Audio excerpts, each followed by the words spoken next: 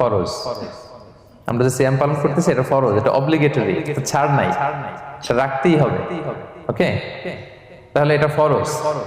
আমরা অনেক নফল সিয়াম অফার করি, আমরা আশুরার রোজা রাখি, আমরা শাওয়ালের 6 রোজা রাখি, আমরা আরাফাতের রোজা রাখি, আমরা সোমবার বৃহস্পতিবার রাখি, আমরা প্রতি মাসে 13, 14, 15 রাখি, কিন্তু ওগুলো ফরজ না।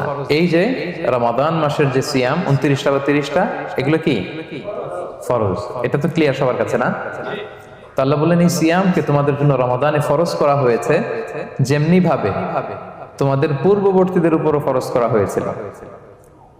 তাহলে সিয়াম শুধু আমাদের উপরই ফরজ না, আমাদের আগে যে জাতিগোষ্ঠীরা পৃথিবীতে ছিল, যে উম্মত ছিল, তাদের উপরও ফরজ করা হয়েছিল। এটা বলাতে আপনাদের একটু ভালো লাগতেছে না? যদি জানতাম যে শুধু আমাদেরকেই দেওয়া হয়েছে 30 দিনের এই রোজা, বাকিরা আর এই রোজা রাখে নাই, তাহলে বলবো আমাদের উপর কেন এত কষ্ট? কি বলেন, এরকম একটা প্রশ্ন আসতো না?